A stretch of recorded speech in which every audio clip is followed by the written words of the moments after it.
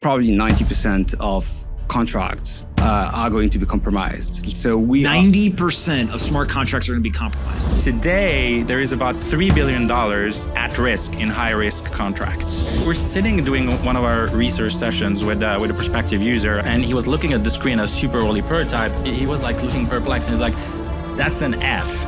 Why is it an F? Because it has what we call reflexivity, which is that spiral, like similar to USD and Luna. And he started kind of getting worried, and he's like, in my head, that was an A. I have 7 figures in that liquidity pool. And he was running away from the office to go exit that position. And we had an aha moment. We're like, shit, this is what it's about. All right, guys, bang, bang. I thought a great place to start would just be the difference between CeFi, or centralized financial services, and DeFi, decentralized financial services. There's a ton of people talking about this right now, mainly because a lot of centralized services have blown up, and it appears that many of the decentralized services have not. How do you all think through the differences and similarities of CeFi and DeFi? Well, CeFi is Wall Street and finance as it has been built for the past 100 years. It is based on the fact that people trust each other. And DeFi is actually the opposite. It's about not caring who you are. And so in decentralized finance, everything is decentralized, meaning that you don't have to trust a counterparty. And so there is no counterparty risk. And so that's the big difference and big change with DeFi, is that like we're taking out the key risk that created all the crises in finance over the past 70 years. Because you don't have to trust anyone. You can have full transparency. You see what is in the code, and you can trust the code because the blockchain is going to do what the code says. Code is law. When you look at the code, like, are people actually going and reading, hey, this is exactly what it says, and I've identified some vulnerability? Are people smart enough to do that? You know, I don't think I could go and look at like some sort of DeFi product and underwrite the actual code itself. So am I relying on someone else? Are there audits? Like, how does that work? Yeah, so transparency doesn't fix everything, for sure. There is a very high level of expertise and technicality. First, you need to be able to read the code. You need to be able to interpret the code and see like what kind of design or protocol design it creates, what are the incentives, and is this sustainable over time? So for example, for us, we are going to rely exponential. We are going to rely on auditors on looking at the technicalities of the smart contract to see if there is a backdoor or there's like if this is something we can trust. And then we are going to look into everything related to protocol design, the economics of the protocol, to be able to assess the risk of a smart contract. How do you guys think about the percentage of problems in DeFi, like backdoors, bad code? Is it like 1% of the time? Is it 80% of the time? How do you just try to identify like how bad is it or how good is it currently? Yeah, we go with the idea that like probably 90% of contracts are going to be compromised. So 90% of smart contracts are going to be compromised. Yeah, it's a little bit like, you remember before 2017, all the ICOs, probably 99% of those coins didn't make any sense. And we think that more or less the same thing is going to happen in terms of like smart contracts, where, risk is hard. So anything can take you down.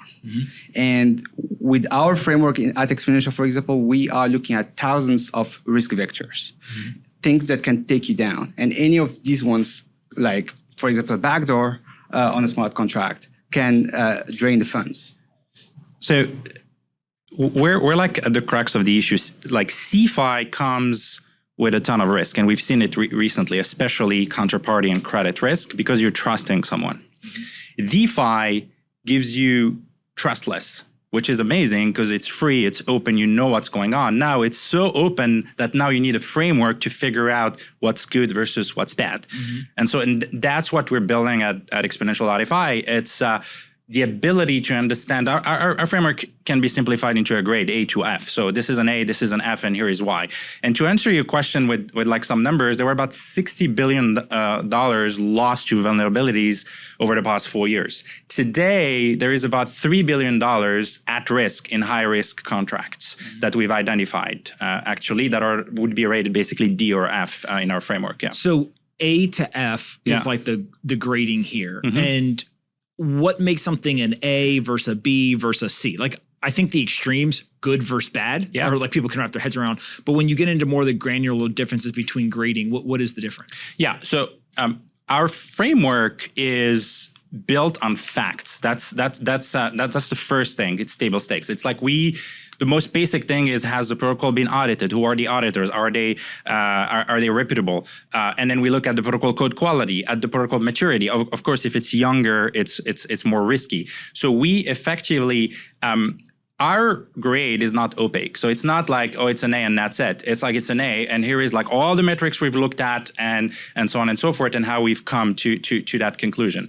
And so you're able to, for someone who wants to understand high level the type of risk, I'm getting X% yield, but it's a D, versus I'm getting Z% yield, but it's an A, and make those types of trade-offs, you can do it. But when you want to understand, okay, it's an F, why? Because, well, its design is exactly like a UST Luna type of what we call debt spiral risk. And there is a lot of that today going on, which encompasses a lot of the 3 billion at risk that I mentioned. And Mehdi, maybe you want to elaborate a bit on the framework as well. Yeah, I mean, we look at risk from like a very financial theory perspective, like really like the best way to look at risk. And things that we don't like mess with is, for example, there is composability in DeFi, like contracts feed on each other's. And so, before exponential DeFi, you would see like scorecards with like just like ticking boxes and saying, okay, you fare 95%, but those 5% can take the whole contract down. And so what we do is like we look into almost like actuaries. Like we look at probabilities of these facts or criteria, like the fact that there is not enough decentralization, for example, from the team, or the team has still like a multisig of 3 to 5, being able to drain the funds, for example. We take that and we assign a probability of risk. And then we do something that is actually super important with everything related to risk, is that we compound the risk. Mm-hmm. So if you have a risk, typically on a pool, for example, that makes a yearn pool eat WETH teeth. Well, you have the risk of the wrapped ETH, you have the risk of STEETH. STEETH has risk related to Lido. Lido has its own protocol design and risk. So we are going to look at the yearn, the curve, the Lido risks, and we are going to compound all of them. And so that gives you a better sense of the probability of having a problem with that smart contract or that pool. And so we really went back to like the fundamentals of finance, the fundamentals of risk theory, and we assign all these risks like actuaries so that it helps you define whether you are in a safe place, in a battle-tested smart contract like A, or we are trying something new and there are risks that we have identified that are obvious, that we have seen somewhere else, like with Frax, for example, that has a certain level of debt spiral risk, really a little bit like the UST of Terra and Luna. And so those are the cases where we try to give you like a quick sense of where the problem is. How are people using the grades, right? So I go somewhere and I see, oh, this is a C. What do I do with that information? It's one thing to have the information, but like, what am I changing my behavior, or what am I doing differently? So a grade cannot tell you when something will fail or if it will fail. It's relative. All it tells you is that it's more risky than a B. And a B is more, so everything is relative. And so, and an A has good design fundamentally, good code, audited, etc. But it's not going to be able to predict everything.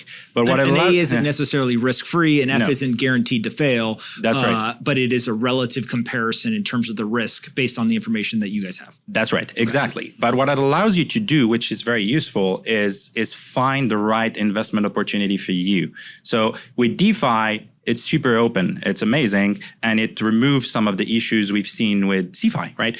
Recently in particular. But you need the right framework to make the right decision for you. So I'm getting 10% yield and it's an A, or I'm getting 40% yield and it's an F. I can make that decision because I'm able to understand. And sometimes, like, you may be getting low yield, like a 3% yield, but it's actually a D. This all came about. It's a funny story, actually. When we decided to build this before building the ability to actually invest, which is ultimately what we want to do. We're sitting doing one of our research sessions with a prospective user, actually an ex-colleague of mine, and he was looking at the screen, a super early prototype, and he was like looking perplexed, and he's like, "That's an F," and I'm like, "Yeah." He was like, "Why is it an F?" Like, because it has what we call reflexivity, which is that spiral, like similar to USD and Luna, and he started kind of getting worried, and he's like, in my head, that was an A. I have 7 figures in that liquidity pool. And he was running away from the office to go exit that position. And we had an aha moment. We're like, shit, this is what it's about. We need to tell people what type of risk, what's going on with DeFi and so on and so forth. So yeah, what's interesting to me here is in light of all of the, I'll call it like long tail crypto stuff that's blown up, right? We've seen whether it's decentralized, I'll put that in air quotes, platforms that end up not being decentralized. There's these debt spirals, all that stuff, to then even centralized platforms. One of the big questions is like, would disclosures have changed the way that people react, right, or interact with these platforms? And so you can see a world where in the traditional financial system, there's disclosures, people make disclosures, and then people still decide to buy things that maybe in hindsight they shouldn't have bought, or things that they thought were valued at X and ended up being at X minus 80% or whatever. Yeah. So how do you all think about like disclosures and what benefit that could bring to an industry like this versus what I'll call like the grading system, which is a reputable firm that's actually going in and doing the grading? Are those the same thing at the end of the day, or do they give two different data points for people to use in the ecosystem? I think both are needed. So you need a grading system to know very quickly as a user or investor what you want to do. Mm-hmm. Is this interesting to you? And so that's a quick way to help you in your decision-making process. Once you have decided that this is of interest, a pool or investment opportunity, you are looking into understanding it more. Mm-hmm. And so in the due diligence process, you need that ability to look into transparent information. Mm-hmm. And so what we do is like, we are going to look into, we use our risk framework. It's holistic. It's trying to capture as many risks as possible, anything that we can imagine. And then we go into these facts one by one and say, all right, what's the level of decentralization? Is there some reflexivity in this contract? Is there like a dependency that we didn't think of? And we bring all of that information, which is like pretty heavy and complicated and complex, but we do as much as possible a job to simplify that in a way that is easy to understand for anyone who would be like a knowledgeable investor and be able to look into these risks one by one and read through it. That's what we have on the pool page. We have the whole risk framework for every pool. The only thing I would add there is disclosures that no one can understand aren't helpful. If it's all legal speak, like it may not be that's there for like form. What we care about is providing information and disclosures that users can act on and understand at a deep level. So the grade is here as a warning. Oh, it's an F, it's red, or it's a D.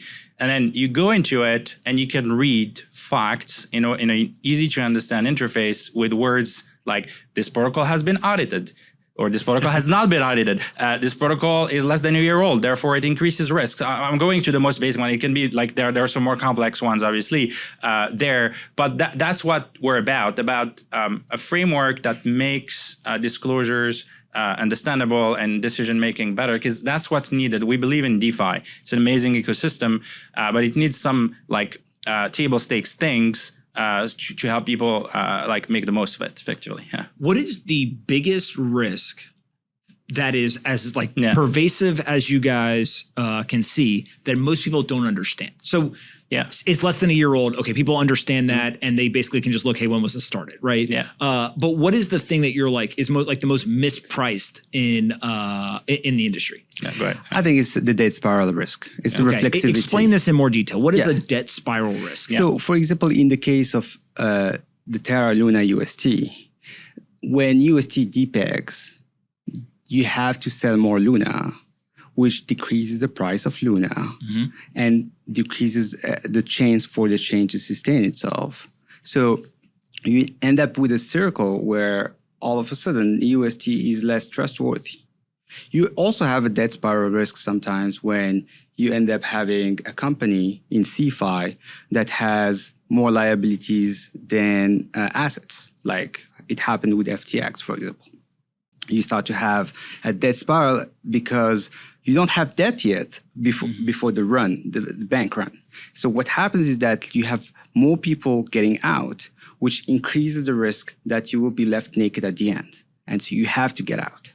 And so these debt spiral risks are risks that are not apparent, that you can't see them before you do an in-depth analysis to look into how things connect to each other. So what we built, for example, that is very unique with Exponential FI is we built what we call the DeFi graph. The DeFi graph is basically mapping all the smart contracts one to each other. Like we basically have to look into, all right, Yearn is using Curve is using Lido, and so on. And like, or we have a WBTC, which is based on BitGo doing the custody and backing it one-to-one. So when there is a problem somewhere, let's say WBTC, you can see all the pools that will be affected. And so that's also important. When you look at this system, can you just look at how it's structured, or do you have to go actually look at the code? Like if you were to read a white paper, for example, could you identify, oh, this has debt spiral risk, or do you have to actually read the code to understand? So the debt spiral risk is not in the code. The debt spiral risk is almost like meta code. It's like what connects to each other. And it requires like looking into the typical financial risks that risk departments in finance and Wall Street are used to, which is like saying, all right, if I lend to Three Arrow Capital and Three Arrow Capital is doing high leverage, well, BlockFi lending to Three Arrow Capital is actually taking some of the risk of Three Arrow Capital's leverage. And so that means that we just need to look into the connections, the dependencies, and what happens behind that dependency, that code, that connection. And so it means that we almost have to be aware of the risks everywhere that they exist, not just the risk of the pool or the smart contract, the first one. We have to look into the second, third, or the effects. I would just add, to put it in simple words, don't back things with vaporware or basically a token you've created. Backing things with reliable tokens is key. So that would be a red flag or an important risk. The level of collateralization is also important. So if something is under collateralized, we would flag it in the framework. And then third one is hacks, obviously. If the protocol has been hacked multiple times, it's a reflection on their code quality and therefore a high risk. So those would be other important risks to look at. Yeah. How important or how advantageous is it that when you're looking at the dependencies, the chain reactions, that you can actually identify wallets on chain and understand, okay, this is your wallet, here's what's in that wallet. That's something that in traditional finance, you can't look in people's bank accounts. And so does this like added layer of, I think some people would argue transparency, others would argue auditability, does that help you get a better handle on what the risk is? Or could it actually be confusing and like having too much information actually makes it more difficult?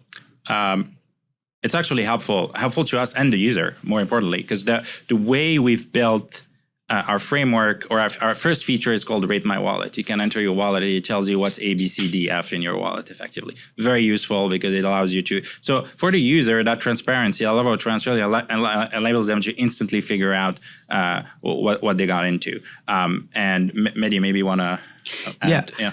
I would say like, it's very useful for everyone to know what's the position of everyone, basically.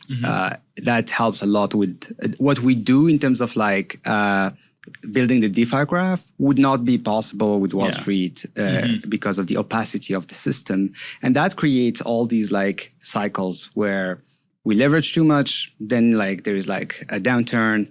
When we're bullish, we go leverage, and like all of that cycle doesn't need to exist with DeFi.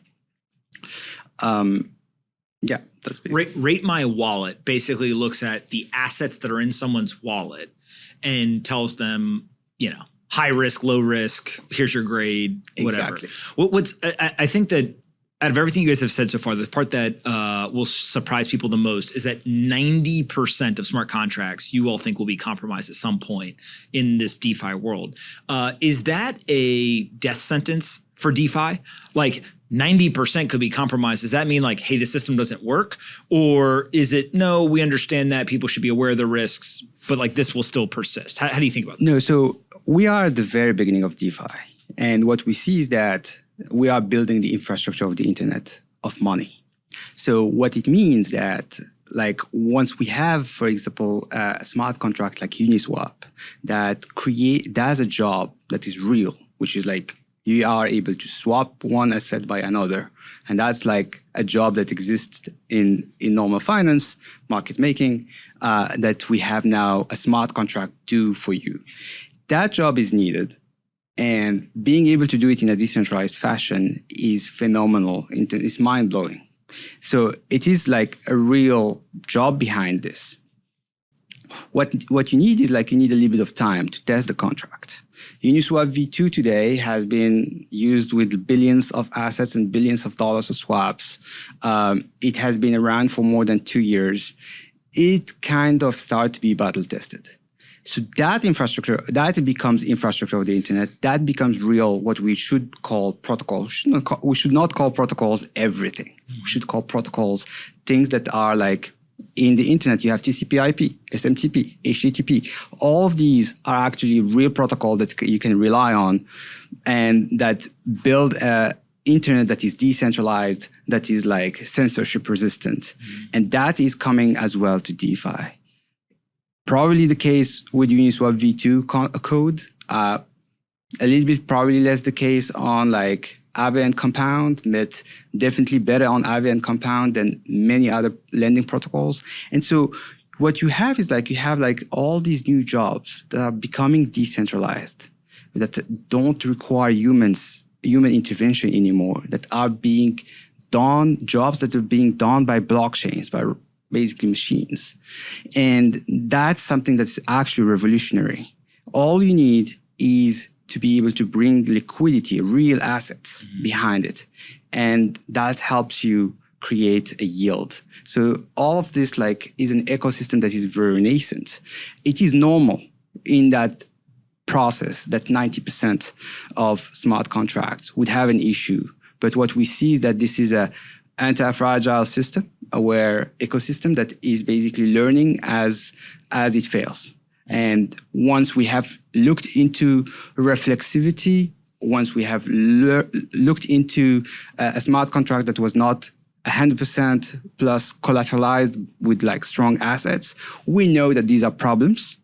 And Exponential FI's mission for us, we come with the idea that we have to make the learning stick. Like we have to crystallize that, bring it into the risk framework. And so staying aware of all these problems so that like anyone can see them. One important nuance to, because 90% is a large number, and it is about the level at which it's compromised. Within that, you're going to have small... What does that mean? That means you're going to have small things, and you're going to have major things like UST and Luna. So that's what it means. That means that number, there are a lot of issues that occur that are small bugs that will get fixed, that still are considered issues and should be captured, and so on and so forth. So that's in a nascent ecosystem, or in fact, in any like new product development, that's typically how it works, where you learn over time and make progress, and you have like different types of issues. Some are minor, some are major. What we're trying to do with the framework is outline the likelihood of hitting these types of issue. If you invest in a C, for example, it's like kind of middle right there. That means that it will give you a better yield, most likely.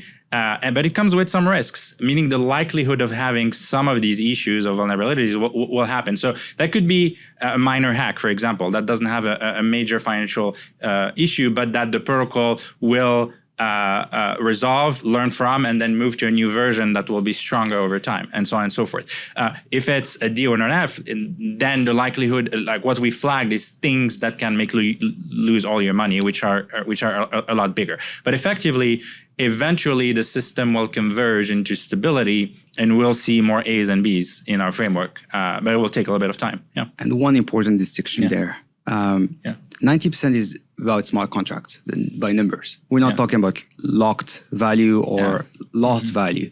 Right now, for example, we're looking into 3 billion that could be that are at a high risk in contracts. So you think $3 billion of assets of a market that is, I don't know, half a trillion or so could be at risk given some of these potentially compromisable smart contracts? Yeah, less than that. We basically did not learn our lesson.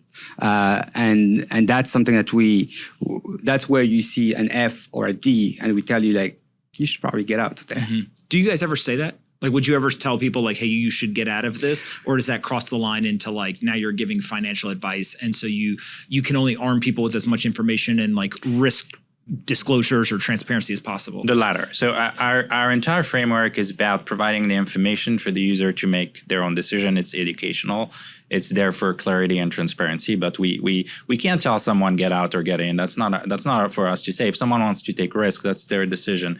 But what we can do is provide them as much information as possible so they can make the best possible decision for them. So the most important part is to know what's the why. Yeah. Why? Yes. And then So one of the things I've always been interested in is like these smart systems or these automated systems. So forget for a second, is it using blockchain technology? Is it using some other technology? Or what? Like almost the engineers and smart people will figure that out. But like from a theoretical standpoint, the ability for machines to transfer value between machines, obviously if you use 2-day settlement times of dollars in the traditional financial system, that's not going to work, right? And so whether it's stable coins, it's Bitcoin, something else, whatever, this like automatic transfer of value in a very simple, low cost, instantaneous manner between machines, okay, that makes sense. The second thing then is like taking regulations or laws and coding them actually into these systems. So if I'm an accredited investor, you're not, I have a Reg D security, I can't transfer it to you within some time frame, that would break the rules. So the system doesn't allow me to do that. Is there a world where you all see the risk ratings that you all are creating can almost be interjected, integrated, coded into these automated systems, and people could set parameters and say like, hey, I'm going to go operate in this world, but I don't want to touch or be dependent on anything that has a D or F rating. And so in some way you almost back into like enforceable rules, not just around the risk rating, but it's the end user who's deciding what that parameter ends up being. Yeah, absolutely. That's something that we'd be very excited about. But that's the user's decision again. All we can do is provide them with a tool. They can decide what they can invest in. But yes, in the future, we could build a feature that says invest in an ETH BTC pool that's only rated A and B, for example, based on your framework. And then obviously they would need to understand what A and B means, which is on our site, because it's not a black box. You can like understand specifically why it's going on. And we think this is quite powerful because it allows people to invest to get the yield that they want with the level of their risk that matches their risk profile, and that's quite powerful. When we first started this thing, we're like, okay, let's just simplify investing. That was our first goal, right? And then as we start working on it, it's like, well, you can't do that. We can't do that if someone is going to invest in an F, what we call an F, or something super risky on our platform. It's just not something that we stand for. So before building the ability to invest, we're like, all right, there is no great risk framework for DeFi. It's an amazing ecosystem. Let's build that and let's help the ecosystem. So we're having these very productive discussions with protocols where together we're like, okay, like let's make things better. Like how based on the framework. Like okay, this is rated C. Why? How can we do better? Type of deal. And then we get feedback back. Well, your framework has a flaw there. Like, well, fix it. Add this metric. Great. Sounds great. And so this whole discussion around risk is needed to like make the ecosystem grow in the long term. And so we started there. And then eventually, we want the investing in DeFi is super hard today. Like you got to deal with self-custody, you got to deal with bridging, you got to deal with figuring out which smart contract to invest in, tons of research. So it's hard, right? And it's reserved for a small amount of people that have the time to do that. What we want to do is like one click. You go just like on in traditional finance, and you can invest in any pool across any chain in DeFi. That's what we're building, right? But before allowing that, we want the ability for users to say, okay, I'm investing in a C. I want to take a little bit more risk. Cool. Here, why is it a C? Here is why. Cool. I understand it. Go. And we believe also it's aligned with what regulators would want, because we're disclosing what's going on in the instrument before an investor essentially puts money in it. Yeah. How does regulation play into all of this? There's a lot of people, specific critics, I think, that have kind of seen the last year play out or so, and they're like, "Oh, that's because there's no regulation." Now, people will debate whether there's regulation, is it good enough, whatever. But like, how do you all see that evolving over time, and does that help or hurt kind of the value proposition of what you all are building? Yeah.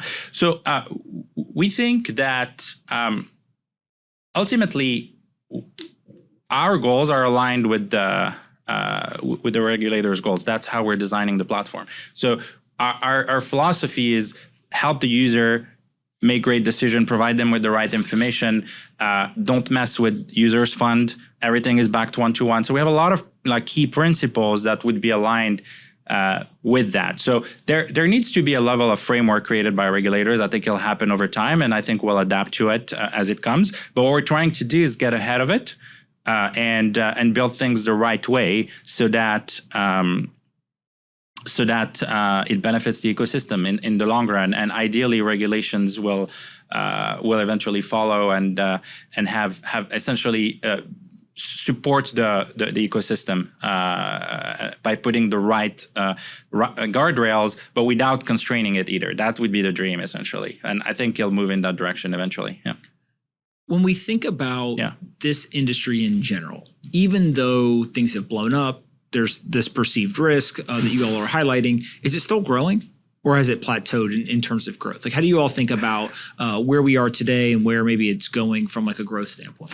I mean, in terms of numbers, you have like clear metrics that show that it plateaued and it's probably going to plateau for the bull cycle, the bear market. That's how we look at it. But it's not necessarily in terms of like decreased amount. You have less leverage in the system. Mm-hmm. That's good. And that means like there is less job of lending and borrowing. Mm-hmm. The other job that you have is automated market making, which is like the job of trading.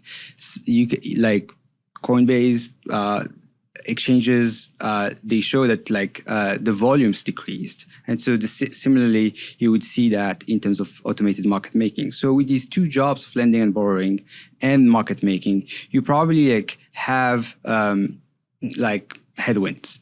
However, we also see like a lot of new protocols. We'll also see a lot of more composability in DeFi, and there are a lot, and also like there is more and more people getting into this ecosystem every day, and so I think it's just a question of time. Mm-hmm. Fundamentally, DeFi is here, has really good reasons to be there. We need a more transparent system. We need a more decentralized system. And so we are making a bet on the future. But I think every hodler is making a bet on the future of crypto. Look, it's winter. So let's not sugarcoat it. And DeFi has taken the hit as well. But if you look at what's happening is unsustainable plays are going away. Sustainable plays are surviving. Where are the sustainable plays? In DeFi. And particularly the protocols that are designed right, that would be rated A or B, for example. And so that is very promising for the ecosystem, because it means that the way it's built, the trustless manner, everything collateralized for good protocols and so on and so forth, will survive major crisis, like as bad as it gets. And so it is currently winter, but as the ecosystem or overall heals, money will flow back into DeFi the right way, and that's our goal here. Yeah. How does Bitcoin fit into all of this, right? Many people, myself included, would argue Bitcoin is decentralized. Bitcoin has the Lightning Network. There's all kinds of experimentation, innovation happening on side chains and various other types of things that people are trying to build. Is it DeFi and Bitcoin are separate? Are they related to each other in some way? Do they coexist in the future? Is it a zero-sum game? Like, how do you all think about these two things, which I think get talked about in silos usually, but like, is there a relationship or competition? Like, how do you think about it? I'll make a quick comment and then, metaphorically speaking, if Bitcoin is your apartment, DeFi gives you your rent. So they're very complementary, actually. The beauty of DeFi is it allows you to access yield that was previously reserved for banks. And so you can take your assets, including Bitcoin, and put them to work on DeFi by lending them or doing market making and generating yield. So the two are very complementary. They feed off each other, effectively. And Mehdi, I think that there are like two big stories. It's almost like having two revolutions at the same time and trying to mix both of them with the same words. They're both finance, but it's very different finance. Bitcoin is about revolutionizing the central bank, like changing money, separating the state from money. And that's like a very big undertaking. It's phenomenal. It's going to bring a lot to humanity. And I'm very bullish on that. DeFi is something different. It's about intermediation. It's about disrupting intermediation, replacing humans by blockchains, by code, and providing a system that is more open, more transparent, and without counterparty risk as much as possible. And so that in itself is a different revolution. It's very important for humanity and is going to bring a lot for everyone. The reason it's also so good a revolution, you see, like you have robotics, you have AI, and let's say you have blockchain. On robotics, it's probably going to be a few companies creating the best robots. Same thing is going to happen with AI. It's like going to be like a few coders who have all the benefits of that. In DeFi, it's all flipped, and anyone can actually participate in that. So it is actually also something that's very important in terms of there is the opportunity to give access to everyone to DeFi. And so that's why it became such an important mission for us to level the playing field, to make it easy for people to get access to the information, understand risk, or have a good way to assess it and be able to have access to DeFi. Mm-hmm. Talk a little bit about your backgrounds, right? I invested in the company, and I think that I invested at the best time, which was like you guys had a couple of ideas of things to go work on, but I was like, oh, here's two smart guys who are going to go and try to figure it out, right? And you've tried some things, you've tried other things, and you kind of continue to get to a point that you are now, which I think is like very clear. Hey, we underwrite the risk, and we're able to transparently explain that to people. And I think there are a lot of people who are shocked, frankly, by some of the things that you all have uncovered. But what are your personal backgrounds, and why are you so interested in coming and building these types of companies in this space? Yeah, so there are three. We're three co-founders, and so Mehdi comes from a traditional finance background. But this whole thing started as he was helping his friends and family invest in crypto and then move to DeFi. And he was like sitting on my couch and looking perplexed. And I'm like, what you up to? He's like, I'm trying to invest in DeFi for one of my like LPs, quote unquote, which was a family or a friend there. And he was doing a bridge and super nervous because it was a large amount. And I'm like, okay, show me what it's all about. That sounds a lot more interesting. That's what's going on. And that's the genesis of Exponential right there. I was like, oh my God, we got to productize that. That's incredible. You're market making on my couch. Mm-hmm. I was like, okay, you're market making on my couch. That's super cool. Let's do it. And then, so that was the beginning. So Mehdi brings in the finance and crypto expertise.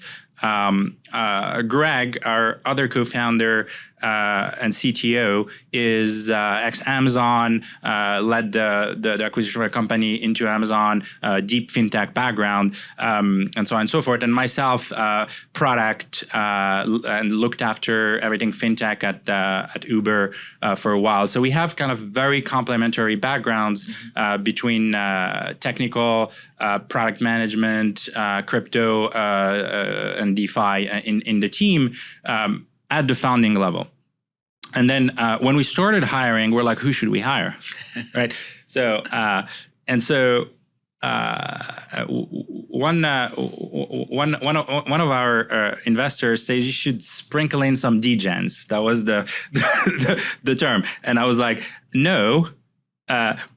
We are a bridge between Web 2 and Web 3, effectively. That's what we're building. And so we're about, our entire team is essentially a hybrid. We bring the best of Web 2 people who comes from fintech, who understand like that side of the world. And we bring people who are like super degens into Web 3 as well as part of the core team. And you see it every day. There is like some heated debates. No, we should do it this way. No, we should do it that way type of deal. And that's what essentially enables you to build a bridge or an access gateway, because we have those type of debates and that type of like mixed skill set in the team that creates very interesting conversations. Yeah. Why are people leaving their jobs now? Like, it makes a lot of sense in the bull market, yeah, right? People are like, oh, I'm going to go and I'm going to make money, or it's exciting, or I'm reading in the news all the time. Yeah. My family's talking about it. Like, this is like the thing I should go do.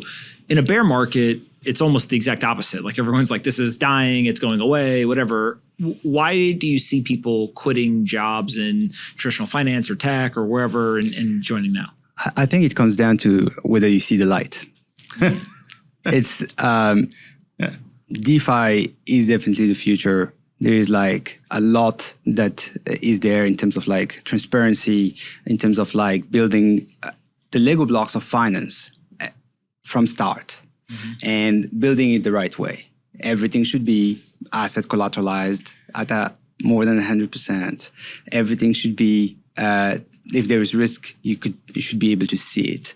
And so basically, like, it comes down to people who believe in it. And that's something actually, like, one of the criteria that we have is definitely going to be able to understand what DeFi means and what it is about to become. Mm-hmm. It's like, you have two types of candidates. If they come from traditional fintech or just web in general, you introduce them to crypto and DeFi effectively. So typically, there are different levels effectively. What we do is, first thing we do after a first call, we send them like there is like a PDF that has everything about DeFi, as well as links to code bases to go look at and play around with to understand DeFi better. And it's simple. You get one of two reactions about a week or two later. It's either, okay, it's not for me, or, oh my God, where have I been this entire time? What's up? Like, you get about like maybe 20% of the people in that second category, but those are the people you want, who like realize the power of decentralization, the power of like how the ecosystem is built to provide opportunities to everyone, how yield and people underestimate the power of compounding. Like, if you give yield to an average investor with compounding, they will build their wealth over time, and then now they can access real yield in DeFi. That's very powerful if they do it the right way. And when people dig into that and get excited about it, then we're like, okay, they're ready for a conversion. And obviously, if they're already into DeFi and crypto, that's a different type of hire as well. Yeah. Is there a specific product, protocol, smart contract that is very popular, like has gotten an F? Yes. Like what is like the most mispriced one in terms of like tons of people use it, but you guys are like, holy shit, this is a huge problem. So issue the warning. It's moving. Like, so for us, Frax was a problem. It was basically the same architecture as Luna, with higher collateralization ratios. But for us, anything that is related to assets that are a little bit porous is a problem. And so UST was porous. What does that mean, porous? Meaning that behind the UST, you don't have a dollar. You actually have 5 cents coin. of a dollar. Yep. So if you have a 95 cents on a dollar, then you create a risk of reflexivity, of debt spiral. Why? Because when there is a bank run, the first ones are selling their UST for dollars. And so that 95% ratio becomes 90%. And it goes down and down and down. So the last ones have 0. And so that's the kind of risk that we don't like. So Frax is actually doing a lot in terms of like building more of these barriers to sustain the $1 peg. And so we have to look into it every 3 months because they do adapt to the market and change things. So we have a review of Frax that's coming this month. Another thing that we don't feel comfortable with, and we think that it's actually like the opposite of DeFi, is uncollateralized lending. If you have uncollateralized lending, then the only way to sustain that is probably going to have a level of centralization. And when we look at centralization, we don't like it. Because So uncollateralized lending, basically, the only way to do it is to have the centralization, and that's where you all see a lot of risk. Yeah. So if you have uncollateralized lending, you have credit risk or counterparty risk. Counterparty risk is the opposite of what DeFi is built for. DeFi is built so that every Lego block is something that you can trust because it's fully backed. If you have uncollateralized lending, it means that you have to trust the borrower to pay you back. But they have actually bad incentives to pay you back. So what these uncollateralized lending protocols do is that they build all these incentives for the uncollateralized borrower to pay you back. But then what is going to happen when you have to move from metaverse to meat space? What does, as like the liquidity provider, you are going through a smart contract. Let's say this is a decentralized autonomous organization that is lending to someone who's actually outside the chain, who actually has credit, a good credit. But then what happens when they don't pay back? Are you going to go to the judicial system to force the execution of a contract that was half on chain? How are you going to actually get all that money back? So there is a lot of innovation there, and we don't want to go against innovation, but this is like highly risky. It sounds opposite to the philosophy of DeFi. It has level of centralization that we think are real flags, and most likely we think we are going to have a lot of pain there. And so we're tracking that. We're saying that this is going to be painful. But we don't want to close on innovation either. Yeah, it's fascinating to think about. You all have these risks identified.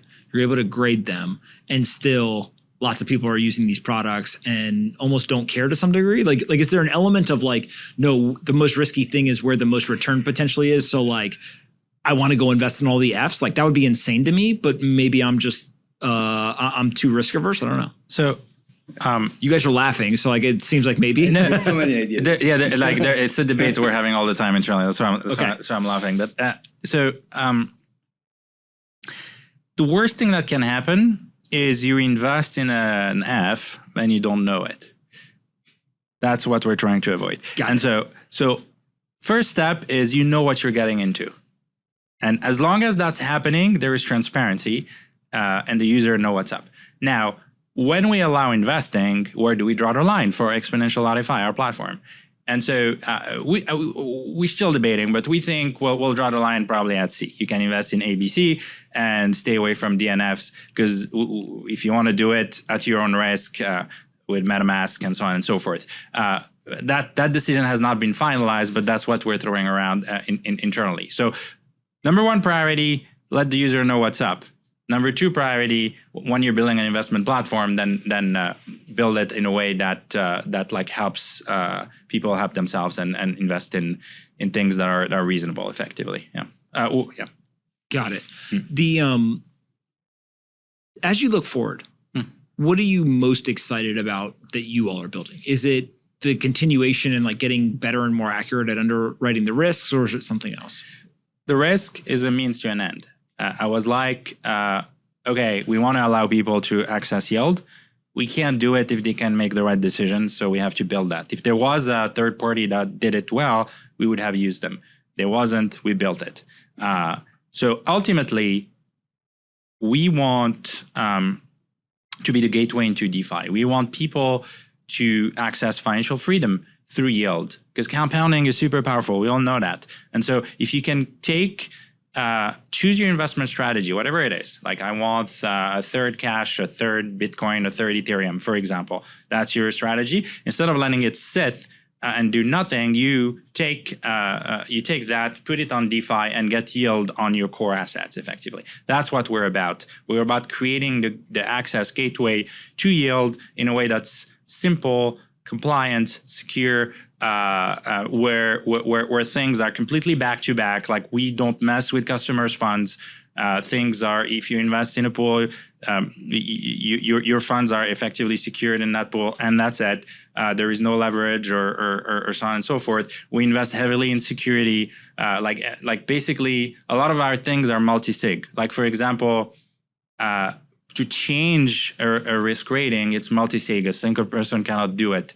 So we need to, like, we have a review process where multiple people need to debate and agree to that, so that no single person can go and say, oh, this is an A now, and let's draw it. So there's a lot of like core principles that we're putting into this, so that people access this incredible ecosystem the right way. Mm-hmm. That's what we're about. Yeah. Yeah. It's interesting to think about if somebody else had built the risk identification, you all would have just used them, but instead you felt like you had to build it. Mm-hmm. And does that mean that most people have just not understood the risks? Like is that kind of the general takeaway there? Today, most people invest in DeFi. Oh, my buddy told me that's a good protocol, I'm going to invest there. Mm-hmm. Seems safe. No, it's an F. Here's why. So no, that we're trying to bring rationality into DeFi. Mm-hmm. That's and not have people act because it's buzzy, because it's cool, but because it's the right thing for them and it makes sense. So that's why we built it effectively, to try to. It's almost boring to a point because it's mathematical, but that's what we're about. It's like, and we try to do it. We debated a million ways to like figure out how to best communicate that, mm-hmm. and we find Grade is easy with a color coding, and then Greg make with a transparency where you go and like can look into everything that's going into it. But yeah, that makes sense. At the end of the day, all we do is like bring a user-centered approach to DeFi investing. Yeah, and so we start with like looking at DeFi as an amazing opportunity, and yield in DeFi is the killer app. So we want to give access. There is an issue of accessibility that we want to fix. So in order to do that, we had to first start to look at all the processes in the decision-making process that you are going to take as an investor before you click invest in a pool. So it means that first you need to be able to discover the pools. And there was like no central marketplace where you can see all the investment opportunities that are available. And then once you have the holistic view, you have to understand a lot about what are the jobs being done, what does it mean that this protocol is there, is it reliable, and things like that. So we went into an educational part, which is related to the risk as well. Mm-hmm. Like, before investing, you should think about risk. Mm-hmm. And so we brought all of these together in order to build what is the end product for us, which is a one-click invest into DeFi pools. Mm-hmm. Once we do that, we are going to be able to basically have leveled the playing field for investors to have access to these amazing new jobs that are built in DeFi, from like lending and borrowing, market making, staking, which is like basically validating mining transactions on chain, and all these other jobs that are coming on stream on chain. And so once we do that, we are going to be able to look into the other things that DeFi propose, like, for example, options, or like being able to actually not invest but borrow. All of these things we can make even easier through Exponential FI. Yeah, it makes a lot of sense. Where can we send people to find out more about the business? About the risks? Just the business in general that you all are building, and then obviously also get their assets and stuff rated. Exponential.fi. Exponential.fi, and that's where they can find the Rate My Wallet as well. Rate My Wallet is available. We also have like we have a lot of information and educational data. You have like best risk reward pools. You can follow pools and get alerts when the yield or the risk changes. For example, you can compare pools across like chains by TVL, by rating, by a bunch of things. So there's a lot of tools that we've built to help people make the right the right decision. We also send a weekly roundup email, which is useful for people who want to follow what's going on, what are things that are trending, what are things where risk is changing, and so on and so forth. So yeah. Awesome. And then where can they find you all on the internet? On Twitter. On Twitter? All right. What are your Twitter handles? At Exponential DeFi. And myself is at Elmidou, ELMIDOU. Okay. Yeah, and at Driss Benamor. So it's my full name. But I would follow at Exponential DeFi. Yeah. All right. Well, listen, I appreciate you guys coming on. I think this is a little bit of a wake-up call, right? To some people, it's like, hey, look, I don't understand what the risks are. Let me go and use some of these products to better understand what that risk could be. And maybe you're using things that have no risk or very little risk. And then you may be using things that have incredible amount of risk. And if you don't understand, using something like this to identify that, I think is obviously very important. So I hope people go check that out. And then we'll definitely do this again in the future as you guys continue to build out the product. Awesome. Sounds great. Thank you for having us. And to better decision making, we're super excited about DeFi. What we want to do is make that accessible and make sure people get that awesome yield. So yeah. Awesome, guys. All right. Thank you. All right. Thanks.